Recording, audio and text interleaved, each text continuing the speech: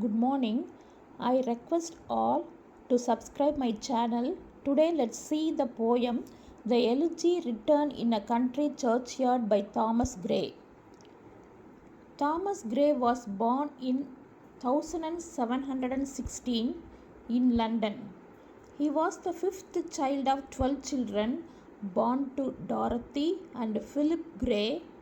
He was the only living child. Gray attended Eton College. There he met Horace Walpole, Thomas Aston, and Richard West. They became close friends. He came to be known as one of the graveyard poets of the late 18th century, along with Oliver Goldsmith and William Cowper. Who are all the graveyard poets? Oliver Goldsmith, William Cowper, and Thomas Gray. They were characterized by their meditation on mortality. What is meditations on mortality? It means serious thought about death, the brevity of life, and the inevitability of human mortality. Thomas Gray died on July 30th, 1771. So after his death, he was buried beside his mother in the churchyard of the Church of St. Giles, Stoke Bogas, the reputed setting for his famous elegy. The elegy written in a country churchyard is one of the most popular poems. Thomas Gray began writing this elegy in 1751. Horace Walpole, his friend, forced him to publish this poem. Thomas Gray, he is a self-critic. இந்த போயத்தை publish பண்ணாமலே வச்சுருந்தாரு.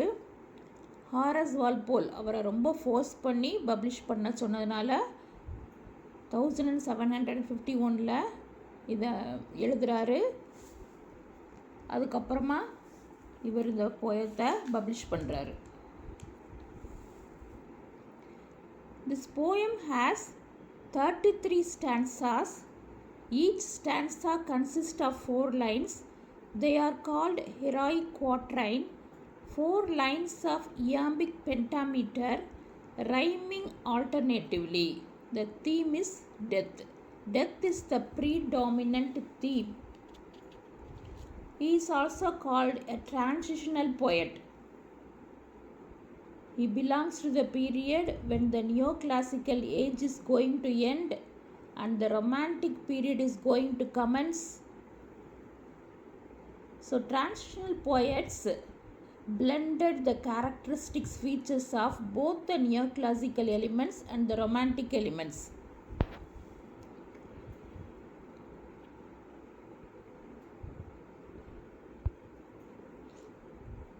So the poet was sitting in the churchyard alone.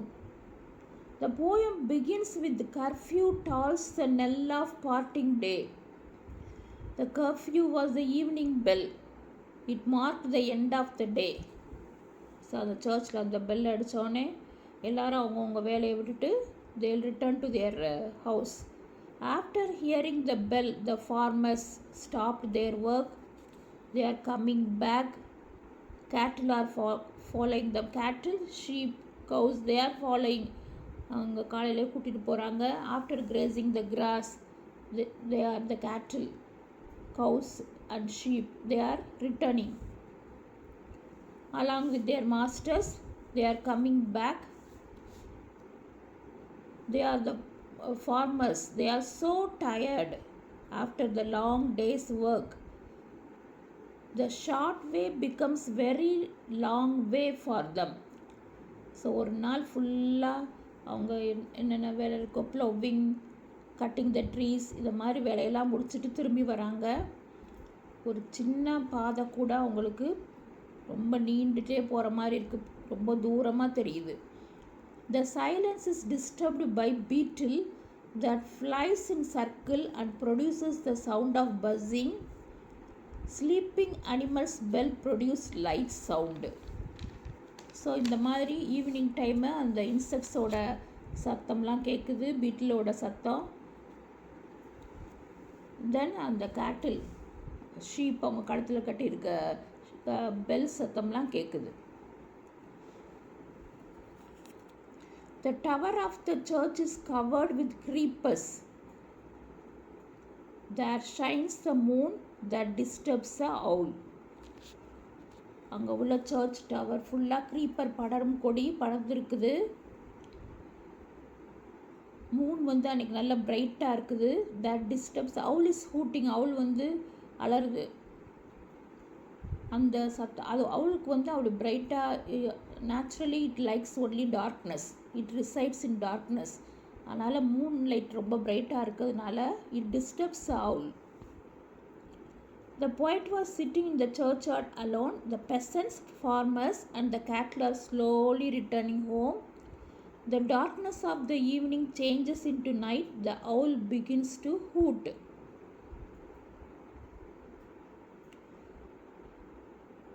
The poet sees the graves of the dead villagers under the tree around him. He is reminded of their lives when they are alive. They did the work of plowing, reaping, cutting trees. He calls upon the rich and ambitious people not to be proud of themselves and hate these poor hard workers. Their monuments have not been built on their graves.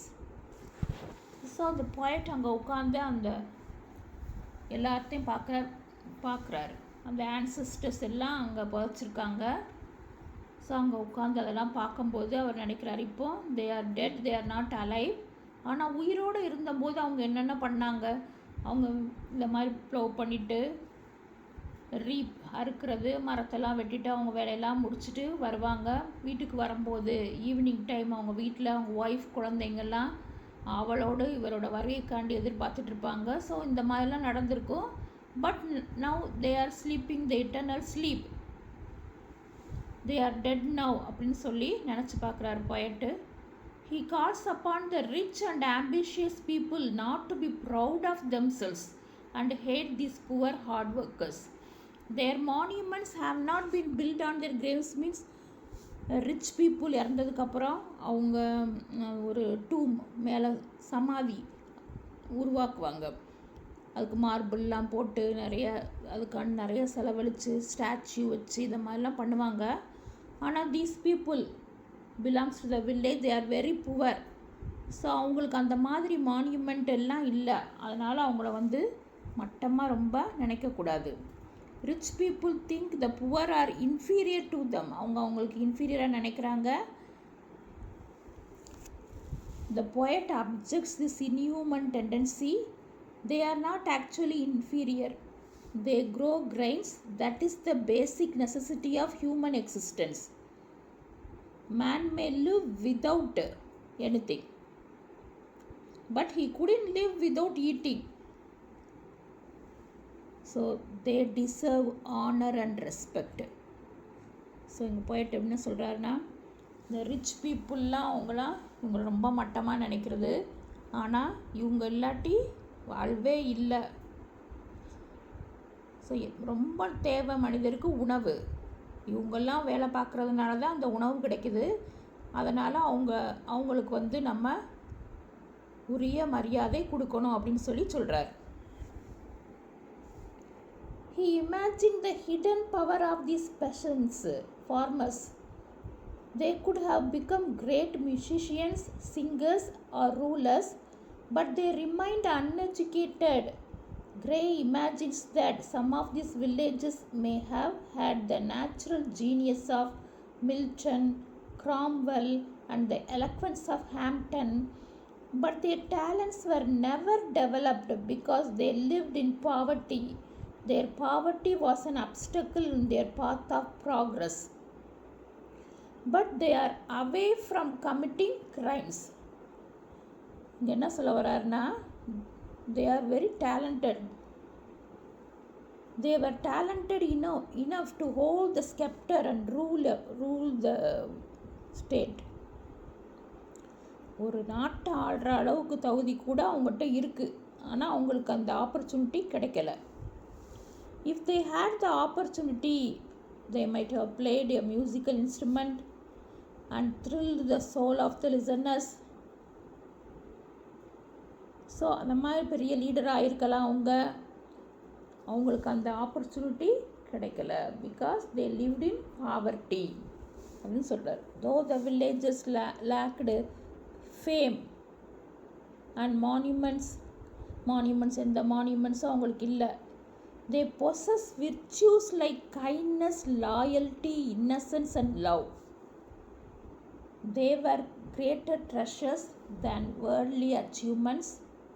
Their simple lives and pure hearts are worthy of respect and remembrance. So அவங்களுக்கு இந்த மாதிரி rich monument எதுவும் இல்லை.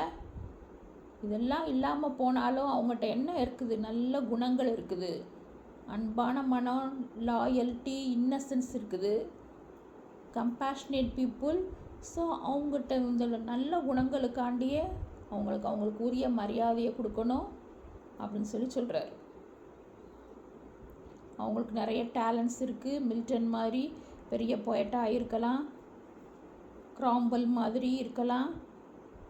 But அவங்களுக்கு opportunity இல்லாததுனால, அவங்க பாவர்ட்டிலே இருக்கிறதுனால இப்படி இருக்கிறாங்க அப்படின்னு சொல்கிறார். He imagined the hidden power of these peasants. They could have become great musicians, singers or rulers, but they remained uneducated. Gray imagines that some of these villages may have had the natural genius of Milton, Cromwell and eloquence of Hampden. Hampton மாதிரி ஒரு பேச்சாற்றல் மிக்கவங்க நிறைய பேர் இங்கே இருக்கிறாங்க அவங்களுக்கு. ஆனால் அதுக்குரிய ஆப்பர்ச்சுனிட்டி கிடைக்கல, தன்னோட திறமையை வெளிப்படுத்துறதுக்குரிய ஆப்பர்ச்சுனிட்டி கிடைக்கலன்றார். But their talents were never developed because they lived in poverty. Their poverty was an obstacle in their path of progress, but they are away from committing crimes, but they are away from evils. They are good people. The poet turns his thoughts to his own death. He imagines his own death. A relative comes to find him after he has gone for 2 days. The body is then brought to the churchyard and buried beneath a yew tree. He was buried beneath a yew tree. Question may be asked.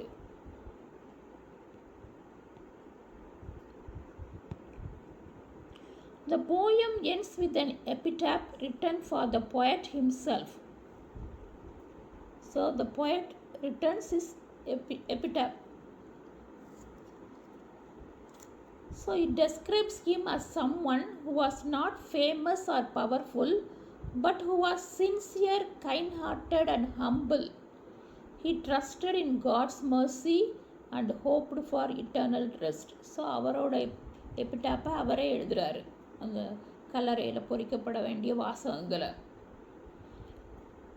So இந்த மாதிரி அவர் எழுதுகிறாரு. Rich பீப்புளோட டூமில் என்ன எழுதுவாங்கன்னா நிறைய டெக்கரேட்டிவாக marble ஸ்டோனில் பண்ணுவாங்க. ஆனால் இந்த village பீப்புளோட கல்லறையில் என்ன அவங்க சமாதியில் என்ன எழுதுகிறாங்கன்னா பைபிள்லேருந்து ஏதாவது 2 வசனங்கள் எடுத்து எழுதுவாங்க. But they are great people, the village people, they are great, they should be remembered அப்படின்னு சொல்கிறாரு. poem ends with an epitaph written for the poet himself. So அவரோட ரிலேட்டிவ் இவரை பார்க்குறதுக்காண்டி வராரு. 2 நாளாக அவர் இங்கே யாருமே பார்க்கல, poet எங்கேயும் பார்க்கலன்னு சொல்கிறாங்க. வீட்டில் போய் பார்த்தா அவர் இறந்து கிடக்கிறாரு. அவரை புதைக்கிறாங்க. ஸோ அதில் இந்த வேர்ட்ஸை பொறிக்கிறாங்க. Someone who was not famous or powerful, but who was sincere. ரொம்ப ஃபேமஸானவர் கிடையாது, ஆனால் sincere person, kind hearted person and humble, பணிவானவர். He trusted in God's mercy and hoped for eternal rest. There ends the poem. This poem is published in the year 1751. The setting of the poem is a village churchyard. What time of the day is described at the beginning? Evening time தான் அந்த poem ஆரம்பிக்குது.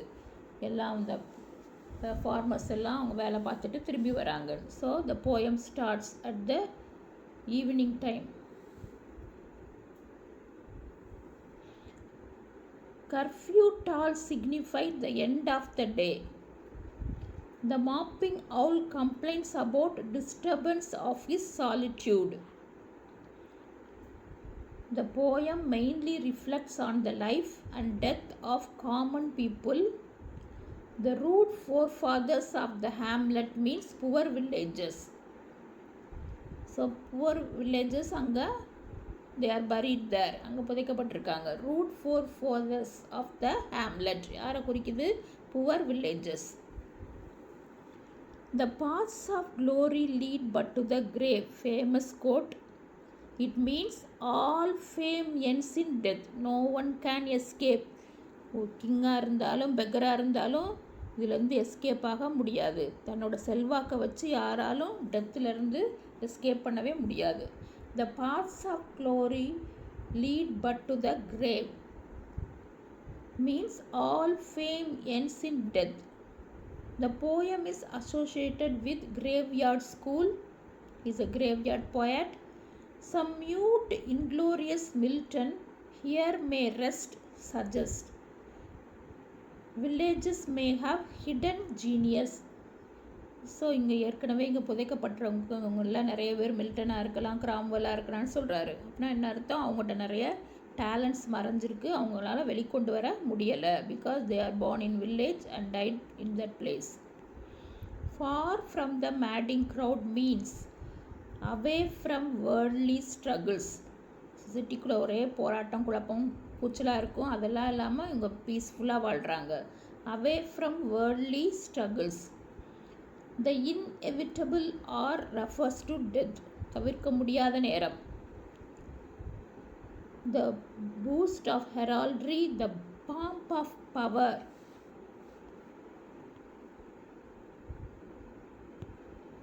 Refers to noblemen and kings. Rhyme scheme AB AB. What natural imagery describes hidden talent? So hidden talent இருக்கிறத எந்த imagery வச்சு poet சொல்கிறாரு? Gems in ocean, flower in desert. டெசர்ட்டில் பாலைவனத்தில் உள்ள ஃப்ளார் யாரும் பார்க்க முடியாது, யாரும் அதை யூஸ் பண்ண முடியாது. ஜெம்ஸ் இன் நிறைய ஜெம்ஸ் ஓசன் கடலுக்கு அடியில் இருக்குது. ஸோ அதெல்லாம் கண்டுபிடிக்க முடியாத நிறைய இது இருக்குது. ஆனால் அது அந்த ஜெம்ஸ்லாம் விலை மதிப்பானது, ஆனால் கண்டுபிடிக்க முடியாது, யாரும் அனுபவிக்க முடியாத இடத்துல இருக்குது. அதே மாதிரி தான் இந்த வில்லேஜஸும் அவங்களோட நிறைய டேலண்ட் இருக்குது, பட் அதை வெளிக்கொண்டு வர முடியவில்லை.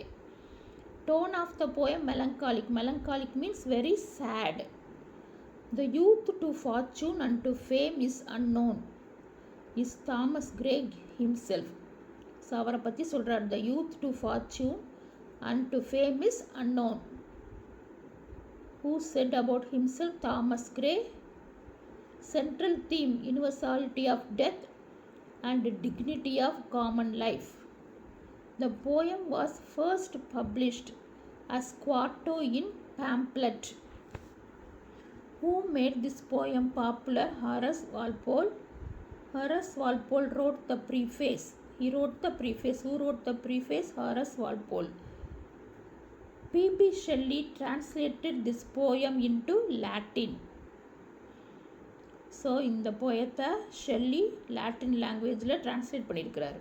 த following poem came into my hand by accident. Who said? Horace Walpole. Already I told. Gray's a self critic. அவர் இதை பப்ளிஷ் பண்ணாமலே இருந்தார். Is not satisfied. இது எந்த அளவுக்கு இருக்குன்ட்டு பப்ளிஷ் பண்ணாமல் இருக்கிறாரு. யார்? ஹாரஸ் வால்போல் தான் அவரை ஃபோர்ஸ் பண்ணி பப்ளிஷ் பண்ண வைக்கிறார். Thomas Gray wrote this poem after the death of his friend Richard West. This is very important. Elegy வினோ. எலிஜி இறந்து போன ஒருத்தவங்களுக்காண்டி, க்ளோஸ் ஃப்ரெண்டு ரிலேட்டிவ்ங்களுக்காண்டி எழுதுகிற ஒரு poem. So Gray wrote this poem after the death of his friend Richard West. Total number of stanzas 32. Original title of this poem: Stanza wrote in a country churchyard. The question may be asked. Original title: Stanza wrote in a country churchyard. Thomas Hardy used a line of this poem for his novel, Far from the Madding Crowd. So இந்த போயத்துலேருந்து எடுத்த இந்த லைனை தான் அவர் Thomas Hardy அவரோட நாவலுக்கு டைட்டிலாக வச்சுருக்கிறார்.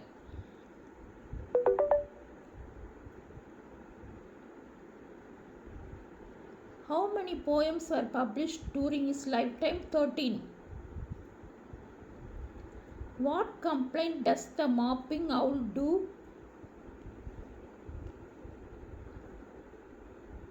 To the moon about writers walking near her secret house.